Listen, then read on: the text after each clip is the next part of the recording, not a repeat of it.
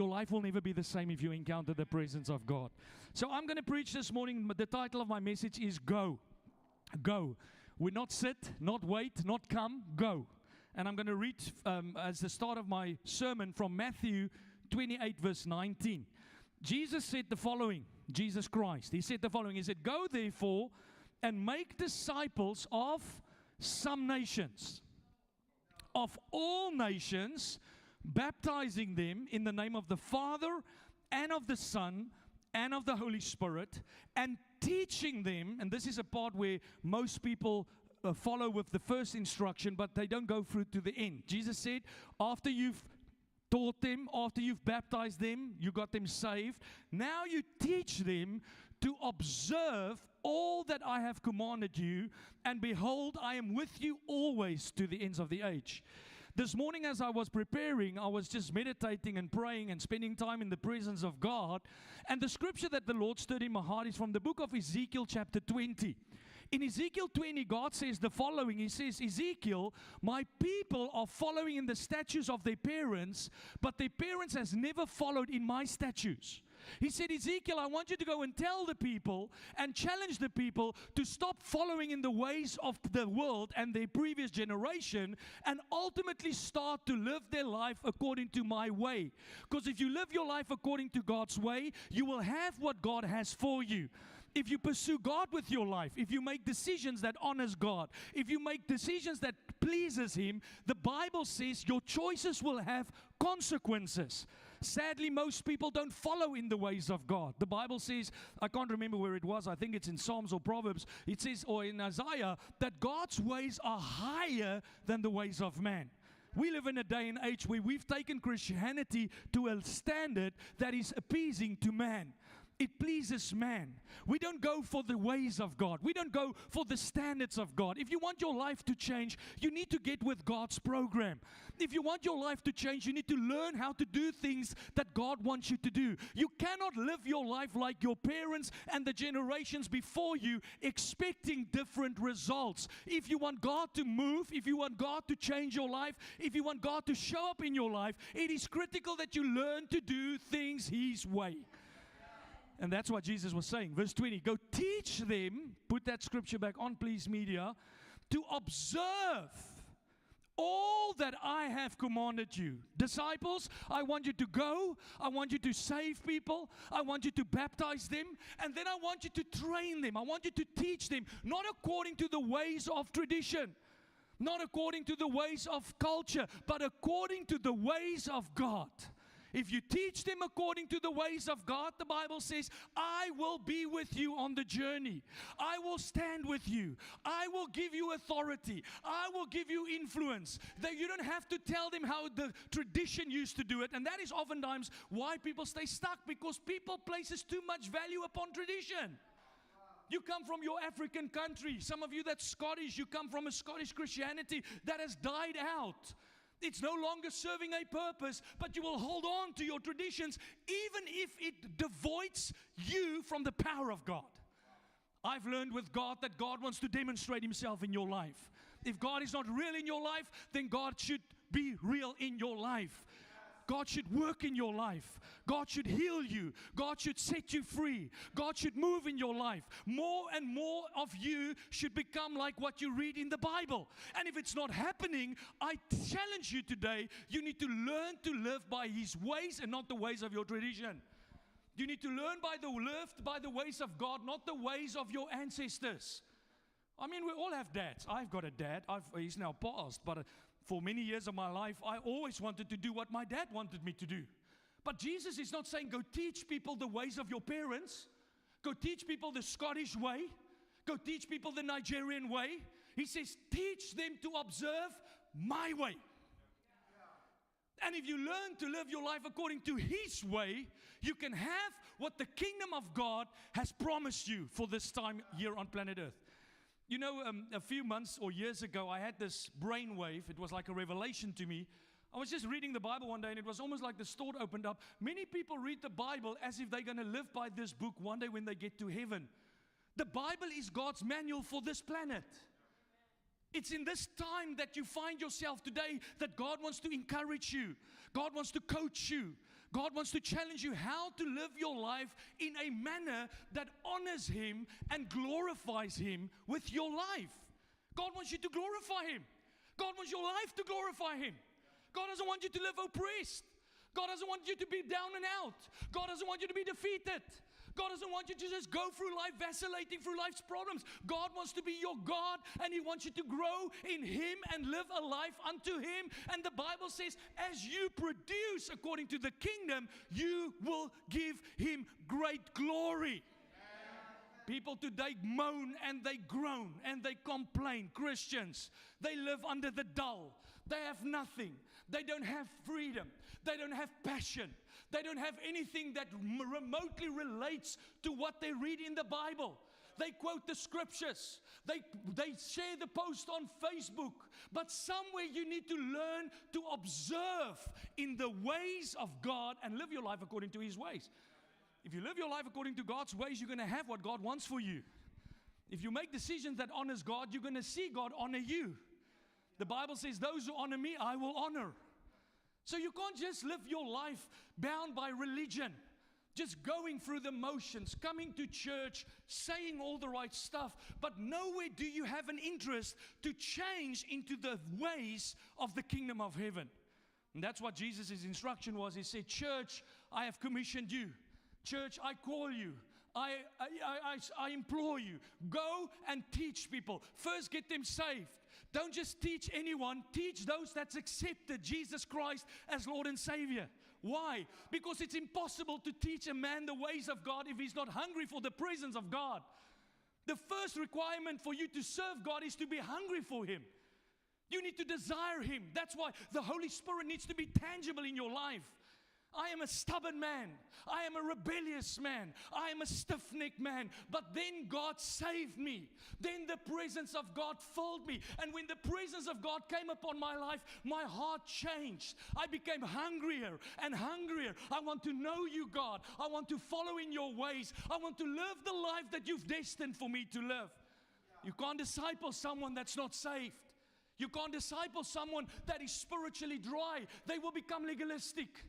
They will just go through the motions, but their hearts is disengaged. God wants to touch you from the inside out, not from the outside in.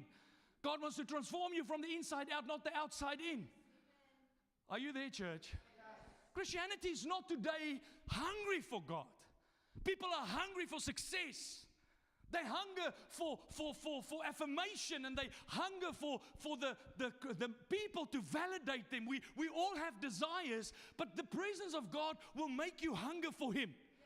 That's what happens when the Holy Spirit comes upon you. Acts chapter 2, when they were baptized by the Holy Spirit, the Bible says they started to fellowship with one another. They worshiped God. They glorified God. They prophesied. They started speaking in other tongues. They praised God, because when God gets a hold of your life, you get hungry for Him and His presence.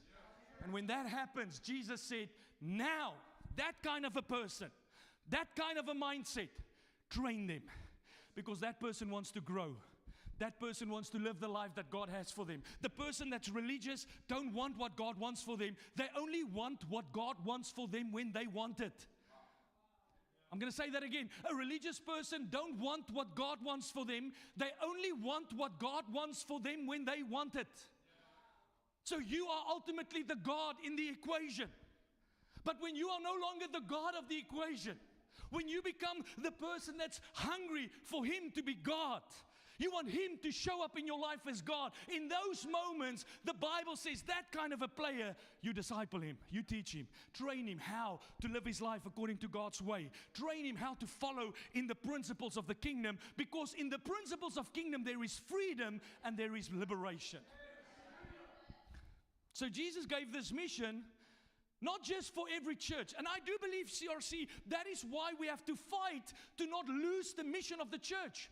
Scotland's churches are not dying because people are not seeking after God. Scotland's churches are dying because they're not making disciples. We get busy with programs. We get busy with all kinds of stuff. But at the core of what we do, the intent, the desire, the conviction is to train people in the ways of God. Every home cell, Every department in our church, every Sunday service, every time we take a leap of faith to expand the kingdom, we are not taking territory to make our name great. We're taking territory to disciple the nations. That's at the core of what every church in this nation should do. Not just every church, every believer. Because many believers I meet don't have that at the core of their hearts. Many believers want to go to church. Many believers want the church to be the church. The church is not the church. We are the church. You are the church. I am the church. That's why if you leave a church and you say, I'm leaving that church because they're not doing what they are supposed to be doing, were you doing what they were supposed to be doing while you were there? Because there's many finger points in the church. Many people are saying, they should do that, they should do that. Okay, wait a second. What have you done? Who are you discipling? How many nations have you reached? How many people have you baptized? You can ask me, all the people I disciple, I oftentimes flip the script because they challenge me. They say, Pastor, we should be doing that. I'm like, amen, now go and do it. But the mentality is not that I should do it as the believer. The challenge is that the pastors should be doing it. We are there to support them in the mission. No, you're not there to support me in the mission. You are there to live the mission. Every one of us should go. Every one of us should have a desire and a conviction to make disciples and to train people according to the ways of God. Mark them. That's the first part. Make them. Listen, you can't be a Christian if you're not born again. That you must settle that in your heart. Your granny is not saved because she was a good person. Your granny is saved if she's called upon the name of Jesus Christ. People make the mistake, and that's why you get churches that are full of different religions. And you can come as a Muslim, absolutely. You can come as whatever. You can be an atheist when you come to our church, but you can't stay there and tell me that you have entered the gate to heaven. There is one way to go to heaven. That's why I can't disciple a Muslim. Can't. Because a Muslim doesn't want to know the ways of the Bible. They don't. I can't disciple an atheist because an atheist is only interested in the scriptures that is in line with what he wants for his life. But when a person gets born again, when Jesus takes his place in your life as Lord and Savior, then something about you changes.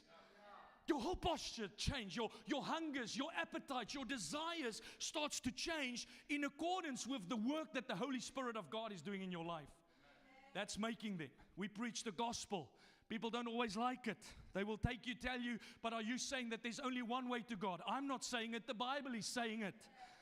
I'm just telling you what the Bible says. Well, I wasn't brought up in a Christian family. How does that apply to me? It applies to you the same as it applied to me that did grow up in a Christian family. I still had to come to a point in my life where I made a decision to give my life to Jesus Christ. I'm not a Christian because my dad is a Christian. I mean, for the last how many weeks, my son and I are working through this process where I have to teach him, David, you're not a Christian because you grew up in a pastor's home. You're not a Christian because you go to church. That would make you a Big Mac if you go to McDonald's. Many of you think you're a car because you sleep in the garage. You're not a car because you sleep in the garage. You're a car because you have an engine. Amen. And you've got an exhaust. Now, we all have exhaust, but not as long as you have on cars. It's more EV exhausts. But if you have an exhaust and you have an engine and you have the look of a car and you have the sound of a car, then you are a vehicle. You're a car.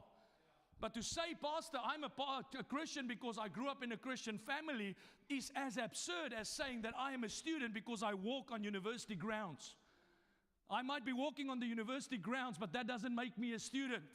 I'm a student if I've subscribed to the lectures and what's the word I'm looking for? The syllabus that they give at school.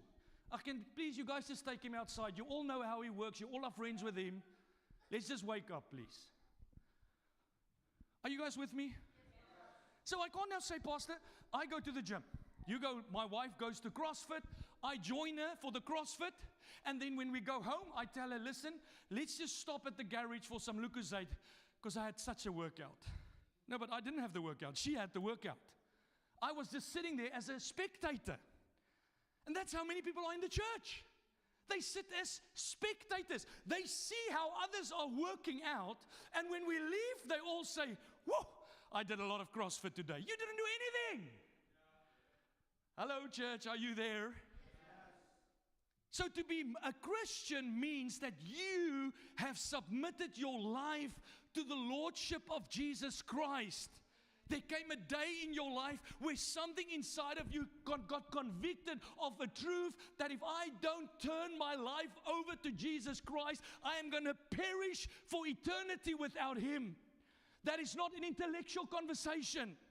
That is not something you can strong arm people to do. It has to come from the heart.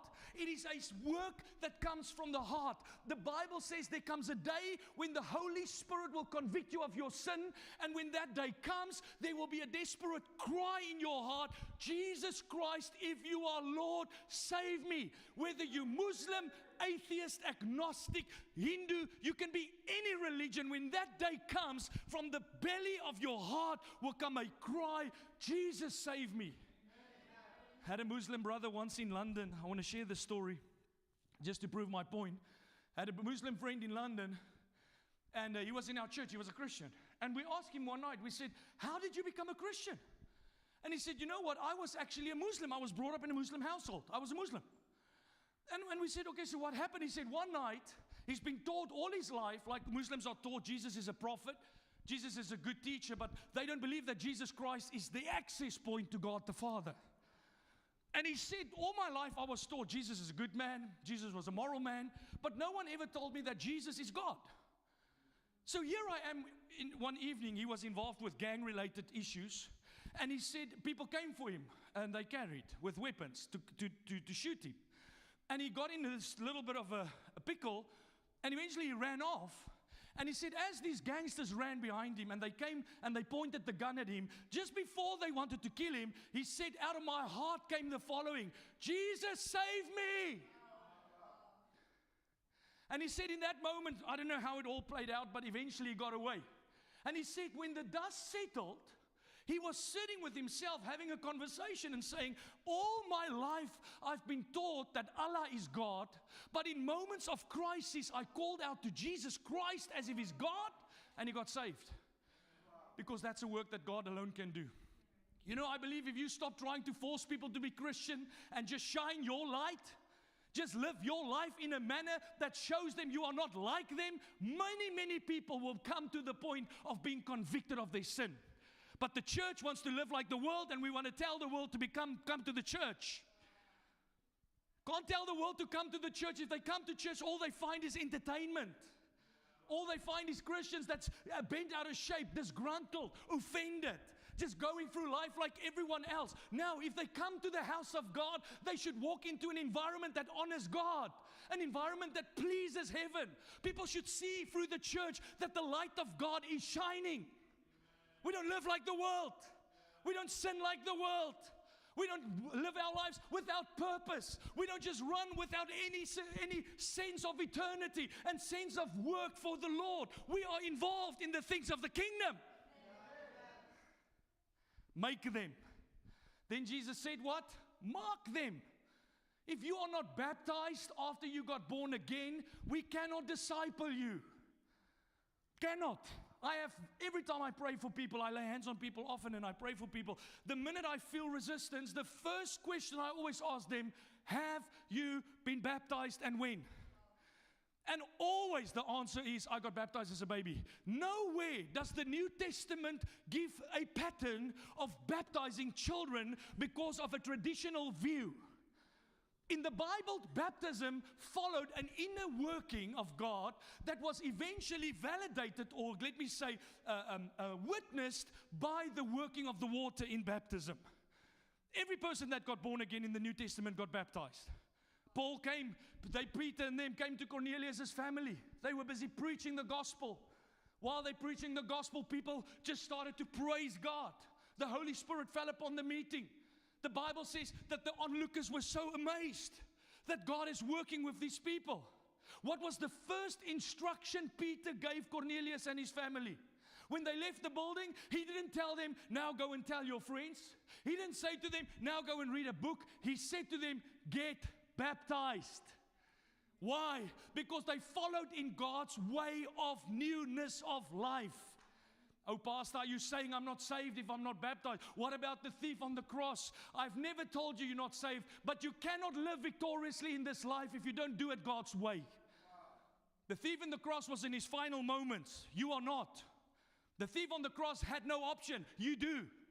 There's a difference between saying circumstances are stopping me or your will is stopping you. Are you there? Jesus said, make them, mark them. Church, we can't let people become disciples if we've not marked them. We have to baptize them. I've been a pastor for 16 years. We've built many churches. This is my second church in Scotland. We've discipled many people. I have never seen a man change that's not been born again and baptized. Never. I'm not interested to build a home cell with a crowd. I'm not interested to have many people in the church because you can't disciple a crowd, but you can disciple followers of Christ. Make them, mark them, and then we get to the part that I want to talk about today. Mature them.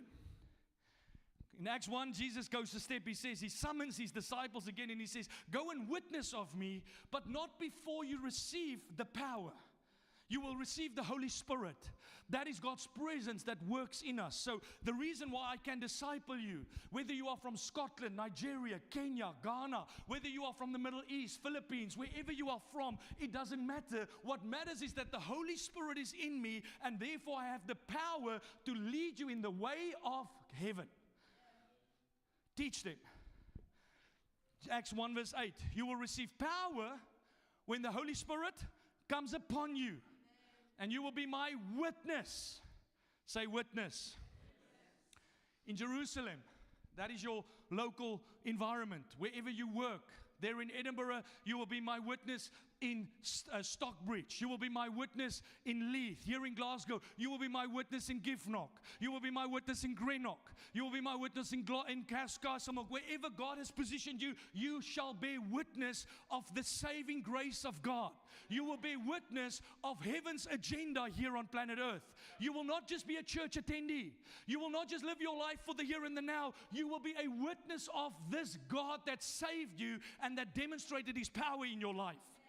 And then he goes on, won't stop there. He says, then you will be a witness in Judea. That is when it goes a bit further. So no longer just your immediate world. Now God is using you across the board. He's going and taking you past the borders of the life that you've been living to this point. And then he says, and then you will go to the ends of the earth. The Bible says that out of the abundance of the heart, the mouth speaks. And what did Jesus speak about in His final moments? You know, when people are lying on their deathbeds, what do they talk about? They talk about their families. They talk about their will, making sure their will is in order. I had a lady a few years ago that I had to minister. She was on dying there in a Royal Infirmary in Edinburgh. And as she was lying in her deathbed, the conversation was about how she regretted certain things, how she wished she did certain things different, how she needed to sort out her will, her concern for her children. Because out of the heart, the mouth speaks. Jesus, in His final moments, 2 places says, I want you to go and save people. I want you to go and baptize people. And then I want you to go and make disciples of people. His heart was full of it. All that the heart of God was about was disciples. Disciples. Jesus didn't say, go and feed the poor in His final moments. Jesus didn't say, go and build your church in the final moments. He said, go and make disciples. Teach them to observe. Teach them to follow in the statutes of God. Teach them not to follow the traditions of their parents. Teach them not to stay bound by their sins and addictions. Teach them not to live their lives according to what the culture has for them. Teach them to pursue the kingdom of heaven in His final moments. That's why that's the heart of God. Church, the first thing Jesus desires for you and I to do is make disciples. The first thing that Jesus will teach you, the first thing that Jesus will shape in you is not just going to church, it's not just caring for people, but it is to develop people in the kingdom of God. I remember back in 2004, I was a young Christian, so for those of you that's visiting, we've got many visitors here today. I was going to church, and again, I grew up in a very traditional Christianity. The pastors were preaching God's word to us. We sat in church. And when we leave church, we thought that's Christianity. That's Christianity. Christianity had no expression. Christianity was not about me changing the world. It was about the bishops changing the world. And then I came to London in 2004, and I walk into a church like CRC. It was CRC, but the one in London. And there I am met with a total different Christianity. These people are not going to church. These people are living as the church. And the first thing that happened after I gave my life to Christ, that Sunday, I prayed and I said, Lord, if this is true, save me. If this is real, save me, because I was bound by alcohol. I was bound by pornography. I was bound by all my issues. I always lived timid, wanted man to be approving of my life, seeking man's approval. I was like any human being on this earth that just wants to make a living. But here I'm met with this environment where God speaks to me. And I sense God say, I have a purpose with your life, Jeffrey. I want to use you, Jeffrey. And I cry out and I say, God, save me. And He saved me. And from that moment on, the first thing He started to teach me was how to train people, how to care for people, how to make disciples. It doesn't take years to make disciples. It is a heartbeat of God the Father to go and make disciples. In Matthew 4 verse 19, Jesus said to Peter, Peter, follow me and I will do what? I will make you rich. I will make you successful. He said, follow me, Peter, and I will make you a fisher of men. I will make you a fisher of men. I will teach you, Peter, how to care for people the way God does. I will teach you how to teach people the way God would teach them. Church, 3 years. They were with Christ for 3 years. 3 years with Christ turned these men into experts. Think about that. They walked with Jesus for 3 years. Nowhere in the New Testament do you read that they've mastered science, that they've mastered the economy, that they've mastered the immigration laws. What you read after 3 years is they've mastered discipleship. They became experts at caring and loving people and teaching people the ways of God. These men were so full of the Holy Spirit after Acts 2 that all they did was to build the kingdom of heaven. They were not consumed with their own affairs. They were not desiring their own well-being. They were consumed with a thought, a conviction that for my life here on earth, I am going to do what the Master instructed me to do. I love it. 3 years with Jesus. Most Christians go to church for 15 years and they've never led one person to Christ. Most people go to church for 3 years. They still cannot tell someone how to pray.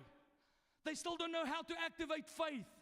You meet someone in the gym that can't lift dumbbells. Oh boy, you can teach them how to go more weight with dumbbells. But when it comes to the things of God, you still don't have the ability to train them in the ways of God. People call all the time asking for help. And I don't mind helping people, but God help me if I become an expert in real estate and not an expert at the gospel. God help me if I become an expert at helping you find a second-hand car and get a passport, but I'm not an expert at reaching the nations for Jesus Christ. I'm not serving Jesus to become a salesman. I'm not serving Jesus to make my name famous. I'm serving Jesus like the disciples so that I can go and make disciples. That should be at the core of every born-again Christian. But the Christians of today don't think that way. We have a Christianity in a silent matter. It's not public. No one says it. But deep down inside, they believe that it's the preacher's job. The preacher should go save the nations. The preacher, I wish the pastor could see this. No, God wanted you to see it so that you can do something about it. We have an incident in our church in Edinburgh where one young boy, last 2 weeks, were forced to get involved with LGBTQ, what do I call it? Philosophies. Man, forced. And the young boy, just out of a conviction, said, I don't want to get involved with that, please. Not harsh. It's not rude. He's just said, I don't want to do it. And on Friday, in a conversation, I'm on the phone, I'm listening to the conversation on speaker, how the teachers shouted this young boy, how the teachers forced this young boy, and he just stood his ground. He said, I'm not doing it. Not because I'm against gay people, not because I hate LGBTQ, but I don't believe what they believe. So most Christians, where are the Christians when it matters?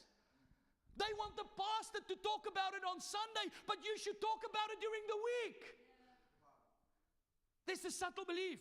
Pastor, I want you to come and pray for someone. I'm not supposed to pray for them. You should go and pray for them.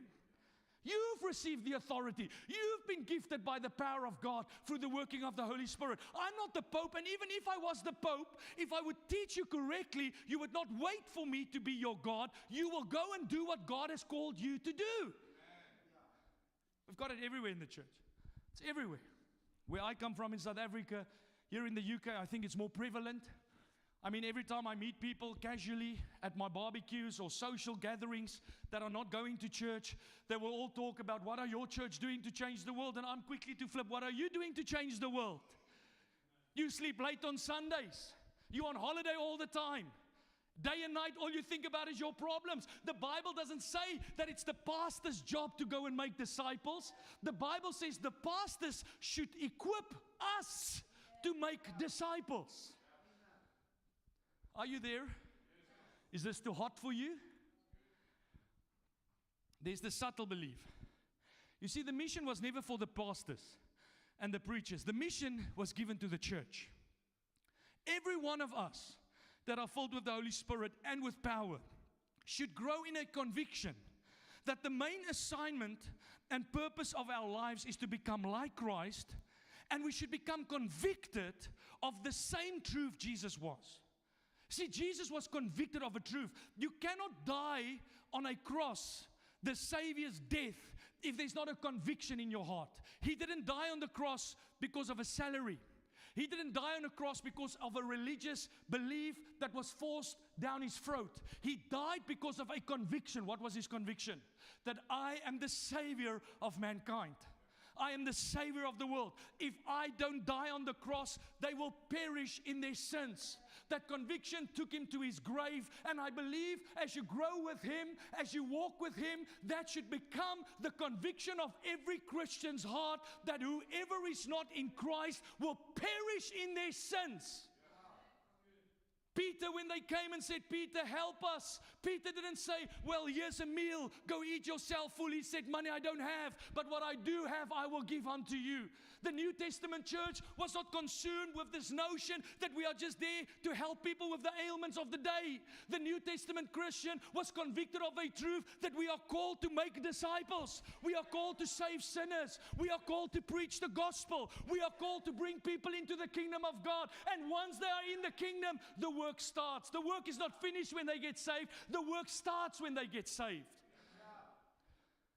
Why are you guys calling me after Sunday? You will see when you leave our church, we will call you if you give us your number. People get offended. We call you because God says, make disciples. When I got saved, the church didn't leave me to the dogs. They didn't leave me to my own vices. They didn't shove a Bible in my hands and told me, go figure it out. They cared for me. They sat me down. They trained me. They explained the Word of God to me. They helped me come to maturity. They coached me. They helped me. Sometimes they had to challenge me because I was doing things that was according to the old way of living. They challenged me. Jeffrey, don't think like that. Jeffrey, look what the Bible says. Jeffrey, look at how Jesus lived his life. And in time, because of their lives that poured into my life, I became mature. I became a Christian that could help other Christians. I became a person that can help other people. We don't want a church full of babies. We want a church full of laborers. A people that's got a conviction that God is real. A conviction that the discipleship that we are called to do is not Pastor Jeffrey's goal to get more people to his church. We are commissioned by God. Commissioned. If this church is full, we need to find another building. Why? Because the nations of the world needs to come to Christ. And when they come, we disciple them. Can I be honest with you, church? Do you like honesty? Please like honesty. Even if it doesn't sit right with you, rather leave here and go think about what I said. Don't just cancel me because you don't know me. Learn to ask, why did he say that? Done this a long time. I don't have 5 people in my world. I've got a big world. And I see things and I observe things and I study the Bible now for 22 years, not casually like most people read it once a week for one scripture to motivate them. I study the Bible to see how this scripture relates to everyday living. And I can tell you today Most people, most people, when they come to our church from other churches, have never been discipled. They come here, they have no character, they sing the songs, they've got no faith. You tell them, listen, don't work on Sundays, but Pastor, who's going to pay my bills? You should know by now that if you do God first, God will do you first. You should know that by now. You should know by now when we praise and worship, you don't come late with your hands in your pockets. You've been a Christian for 20 years. How do you not know that? How can you still be like that? Have you never grown to the point where you read in the scriptures, they lift holy hands to God? That church is sacred to God. This is not just kumbaya. This is a moment in the presence of God. They come to our church. They get offended when we tell them to give their tithes and offerings to the Lord. Oh, Pastor, that's Old Testament. Well, I've got a question for you, because I like to throw the question back at you, because everyone can have an opinion, but not everybody thinks about their opinion. So here's my question. If tithing is Old Testament, what is the New Testament way? For you to keep everything? For you to spend everything? For you just to be consumed with your own needs and wants? Because if that's the New Testament way, then I'm sorry, I don't agree with you. Give me one scripture that validates that belief. Give me one scripture that you can use to say that's a truth I'm building my life on. There's nowhere in the New Testament where that form of Christianity was ever encouraged. As a matter of fact, they challenged the church. Be generous inside and out. Give cheerfully unto the Lord. Philippians, Paul says, honor the work of God. Thank you for sowing into the work of God, because you are using your resources according to heaven's instruction. Cornelius, your giving has come up as a memorial before God. Most people don't read the Bible, they read YouTube. They listen to the preach on YouTube that's got a bee in his bonnet. And then they come and they say things like, Pastor, why must I be in church on Sunday? What do you mean, why do you need to be in church on Sunday? The Bible says, do not neglect the get together with the saints. The Bible says it. The Bible says they broke bread from house to house, and on Saturdays they met in the temple. We don't meet on Saturdays because we are not part of the law, but still we gather as the saints. Now it gets very quiet. Very few. They come when I tell them, listen, I want you to walk with me. I want to help you. But who are you to tell me what to do? What do you mean? Are you a Christian? How long have you served God? How can you be a Christian in the New Testament and still not understand how God uses people in your life? How do you not know this? How do you think this Christian walk is going to work if you keep doing the way the culture is enforcing it? The church is losing its relevance in Scotland. That's why we need to get back to God's way. Are you there? Can I tell you how many Christians come to our church and they don't know how to find love? God's way. They're on porn sites. They're on online dating sites. No one wants to talk about it. They shack up. I had people in our church. They left the church because I did not agree with them living together. I told them I can't see that in the New Testament. If God called you to marry somebody under this covenant, you do it God's way. Amen. They left the church. Then they go to other churches. Then I think, I'm sure that church will confront it, but they don't. 2 months later, that church marries them. And I'm like, how are you discipling people? Well, I'm talking very controversial topics, but these are the topics that's plaguing our church in Scotland. And no one wants to grow in this. We want God to work in our lives, but the Bible says you need to do it His way. Deuteronomy 28, I put before you life and death. Choose life. Choose life. Choose God's way. When you want to get married, find God's way for love. Find God's way for sex. Find God's way for money. Find God's way for career. Find God's way for anything in this world. That's what we are supposed as the church to teach you. That is what we are supposed to arm you with. Every person that sits here today that calls themselves a leader in our church is supposed to work according to the blueprint of heaven. Are you there? You know, again, I want to go back to the beginning. That's why you can't disciple people in the kingdom if they're not born again. You can't. You can't. You can't disciple a person that does not want to know God. You can't disciple a person that's got no interest to grow in the things of God. Because if you don't want to grow in something, my boy is a good example. If David sits there on the seat and he's got a bee in his bonnet, you know what that looks like. They sit there. I can do what I want. He will eventually do it because he knows my daddy is serious, but he has not caught anything that he could have caught in that moment. Because I never wanted him to do it just to do it. I wanted him to do it to catch it. That's the mistake people make. They come to church, they're stubborn, their hearts are hard. I don't want to do it. Why must I do it? With that heart, how do you train a person with that attitude? How does a teacher get into you what they need into you if you've already made your mind up the minute you walk through the door? I'm not going to listen to this person. That is why I believe the Holy Spirit is essential in your walk. Because as the Holy Spirit works in my life, my heart softens up. As the Holy Spirit works in my life, I die to myself. I come to learn that it's His way, not because I'm scared of Him, but because I honor Him, because I love Him. I love what I read in the Bible. I love what I see in the Scriptures. I don't love what I see around me. I love what I see in the Scriptures. The Bible says the Word of God is the mirror that we behold. I love God. I love your Word. I love what your Word teaches. I love what you've done in my life because I did it according to your way. And if you don't have that heart, how do we train you? How do we teach you? How do you teach someone else if you've never been taught yourself? Jesus taught the disciples for 3 years. And after those 3 years, He let them loose.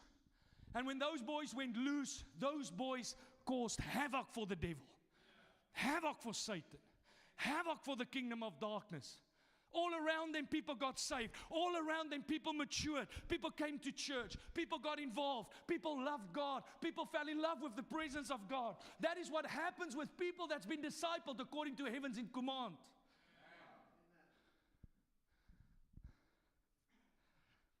Church, don't adopt the belief that making disciples is a job or even a task. It's not running a program or attending a meeting, even though that's part of it. But to make disciples becomes a lifestyle. It's my lifestyle. When I have people at my house for a barbecue, I don't get intoxicated. Why? Because the Bible says, do not make another man stumble because of you. When people come to my house, I'm not just consumed with my needs and wants. I am sensitive. Lord, how can I serve them? Those that needs to come to Christ, I am on a mission to preach the gospel to them. I'm on a mission to lead them back to the presence of God. And once I have, I'm on a mission to baptize them. But for those that's already been baptized, I'm on a mission to build them in the kingdom of God. Are we like that, church? There in Edinburgh, is that our commission? Is that our heart? Are we convicted of this reality? Or are we convicted that church is a social community? So church is just there to help people on a social element, which we will do. But that's never been the conviction why Jesus laid His life down. Jesus did not lay His life down for a social gathering. He laid His life down to bring people into a loving relationship with God. And then help people. Train them. If it was all just about getting people saved, then why did Jesus make the effort to lead the 12 deeper? Why will God take us deeper if all that matters is that we go to heaven, but we live like the devil on planet Earth? What does it matter if the world goes to hell and we've got 50 or 60 people in a meeting? If that was what it was about, to fill this building, then why on earth would we matter? Why don't we just stay here? Why don't we just stay there in Castlebank? Why don't we just sit comfortably on our seats and every Sunday have fun and laugh about God and enjoy our lives? Because you know we've got so much to be thankful for. We have much to be thankful for. But there's a world that don't. There's a nation that don't. But most Christians are not convicted of that reality. Church to them is a get-together. Church to them is a leadership title in the church is about a function on Sundays. Don't make disciples, Pastor. I carry crates around. I don't make disciples, Pastor. I check a checklist. Well, you're missing the point. We have to check the checklist. We have to do church on Sundays, all those things we do. But at the heart of all of it is a purpose of making disciples, raising up people according to God's way. Church, I believe when you are filled with the Holy Spirit, and very important, because you can be filled with the Holy Spirit. When I got saved, I was filled with the Holy Spirit, but I haven't had this conviction yet. I would invite people to church, but it was always a slip. You know what that means? It came with a hidden agenda. It was always a heavy revy. Unless the pastor winds you up, you don't care. You go to bed every night, it doesn't matter to you. All that you think about is your life, your future, your children, your visa, your issues. And somewhere, as I walk with God, it became a conviction. And I believe that's how it should be for all of us. You might not be there today. Please don't feel guilty. Please don't feel condemned. I'm challenging your mind to understand why God has kept you on this earth. He didn't save you and take you to heaven for a purpose. Not to suffer in your debt, not to suffer in your ailments and pains, but to be a vessel that can make disciples while you are here on the earth. You're not here to just live your life like everyone else. You are here for a purpose. You are here on an assignment. And when that conviction started to grow in my heart, it started to take shape. It became my life. It was no longer part of my life. I remember one day I was sitting on the plane, flying back from South Africa, and there was this elderly lady from not Lanarkshire, somewhere central in England. I can't remember where it was. And this lady sits next to me, and I just sense the Lord says, minister to her. Minister the gospel to her. And I'm like, no, not on a plane. I don't want to do it on a plane. It's too close. And if she doesn't like what I said, she's going to be miserable for the rest of the flight. But I humbled myself. So I eventually I said, hello, how are you? Started conversing. This is many, many years ago. And I shared with her, listen, don't know why I want to ask you this, but I just feel I need to. Are you a Christian? And obviously, what do people do when you ask that question? They're not like, oh, thank you for asking. We've been waiting for somebody this whole week to ask us that question. There's immediate hostility. So I said, listen, it doesn't matter if you don't want to talk about it. I just want to know, do you know God? Have you ever believed in God? And the next minute, this woman just starts to pour her life out. And 15 minutes later, she's crying. She's just lost her son. She doesn't believe God is there because her son has just passed away. How will a loving God take her son? And by the power of God, I was able to minister to this woman. Now, I was never able to bring her to my church. If I could have, she would have been with me that Sunday. But at least I did my bit in the kingdom to teach her the ways of God. It's not God's way to take life like that. It's not God's way for you to live angry at Him because the enemy came and stole. It's the devil that steals, not God. It's the devil that destroys, not God. Who destroyed Job's family? It wasn't God, it was the devil. But I taught her the ways of God. Many people that come to our church, they lukewarm Christians. They flaky Christians. And when they spend time, I challenge them and say, listen, look at what the Bible says. Look at what the Bible teach. Get involved in your local church. Start doing what God has called you to do. If you want to find purpose in life, if you want to find passion in life, stop looking for it in the world. The only passionate people in the world are drunks. The only people in the world that's excited is people that is young. Old people all dry out. They lose flavor.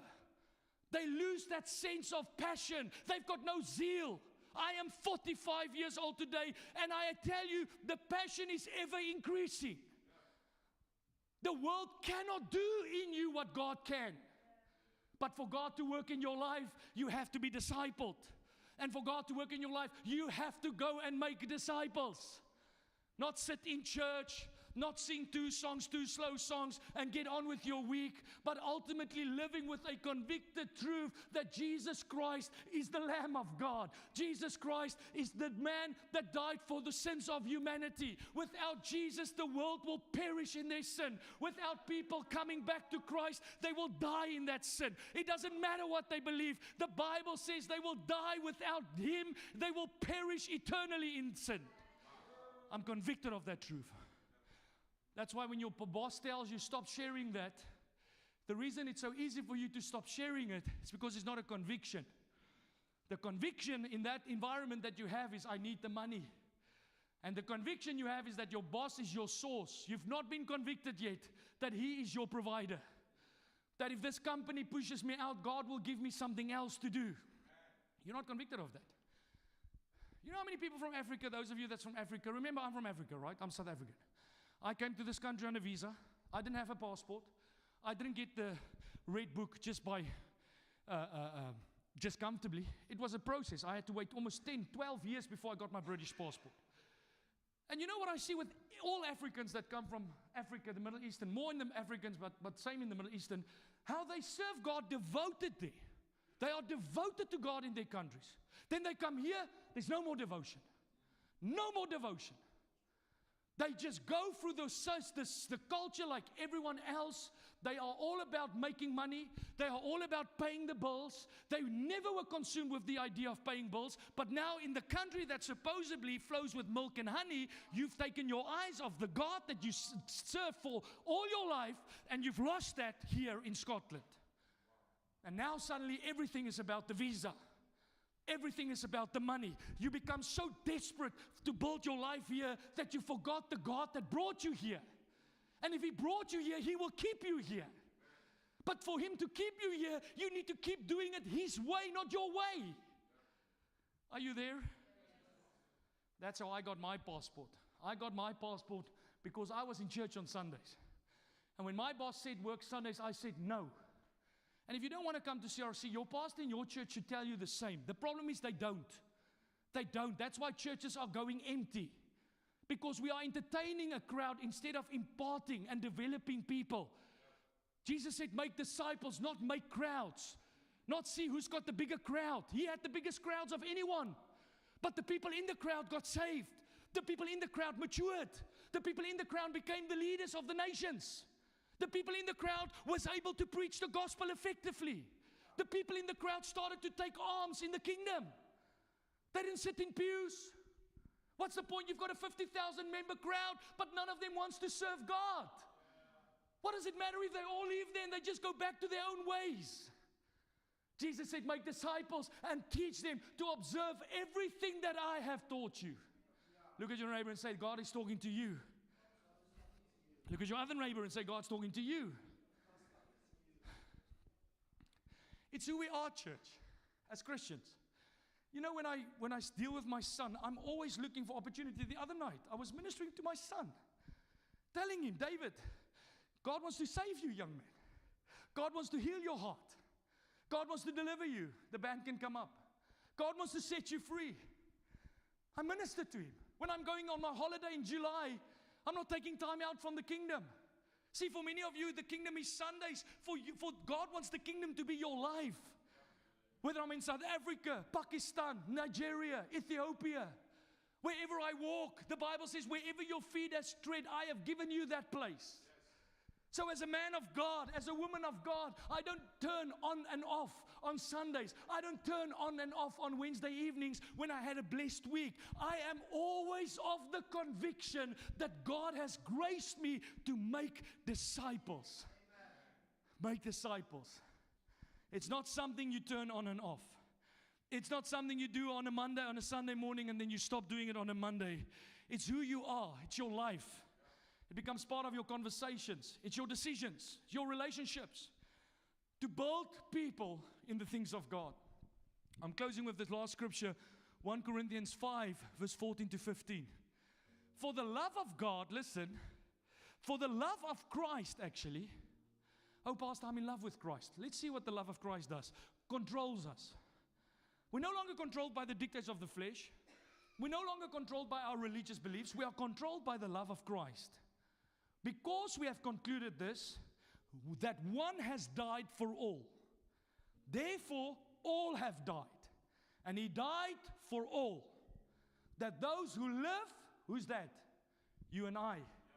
That those who live might no longer live for themselves, but for Him, who for their sake died and was raised. I'm still alive. I'm not dead. If Jesus leaves me on this earth for another 40 years, if He tarries for another 40 years, while I'm alive, I live for Him. I live for what He lived for. The souls of humanity, the heart of people. As long as I'm a pastor, may I never be a pastor that preaches good sermons. May I be a pastor that turns people into master disciples. May I be a pastor that gets people on in the things of God. May I not get critiqued by the church for preaching bad sermons or preaching good sermons but not discipleship. May I get critiqued for my sermons, but at least you can see people are being discipled. May people know you as a disciple maker, not as a t-shirt on a Sunday. You have a leadership title. Who are you discipling? Not encouraging. Encouragement and discipleship is not the same thing. Encouragement falls part of discipleship, but it's not discipleship. Discipleship is teaching them to observe the way that I have taught you. Jeffrey, whatever I've taught you, go teach Topu. Go teach them. Impart it into them. Train them. Don't leave them the way you find them. Don't just live about coming to church on a Sunday, because it's not just about getting you in church. It's not about this place. It's not about this environment. It's about your walk with God. It's about your future in God. It's about the life that God has called you to live. It's about the victory that heaven has for us, church. Amen. His love compels us, the one translation says. And that's again why I will close with saying, it is impossible. It is impossible for you to make a disciple. It's impossible. Or to be a disciple if, number one, the Holy Spirit hasn't saved your heart. And number two, you've not become convicted of it. It can't be intellect. It's not here. Discipleship is not something we need to remind ourselves with. It's something that's developed in us. That's what my life is about. Every church we plant, every home cell I start, every single staff member I bring on board is for one purpose, and that is what? I need to raise up a disciple for Jesus Christ. I need this man to live according to God's ways. I can't force them. No one can force anyone, but you don't have to force people that's been touched by the presence of God. You don't have to force people that's hungry for God. You need to force people that's not hungry. You can't force people that's not hungry. And if you have to force them for a season, at some point they're going to bail on you. And that's when they start websites to your honor, which calls you names. They spread rumors about you because they were offended. Why? Because their hearts were never in it. Don't force people. Get people saved. Get people filled with the Holy Spirit. And then grow people. Because as they grow, the conviction starts to form. That's why Jesus died. He was convicted that the Lamb has to die.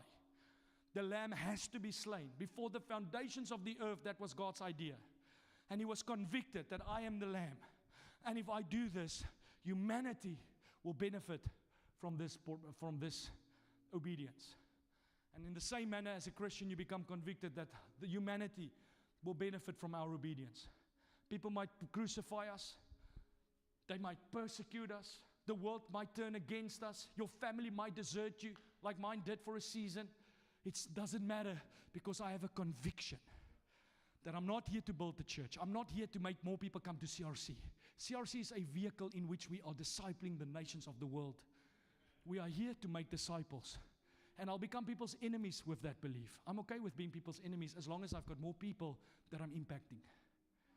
Convicted.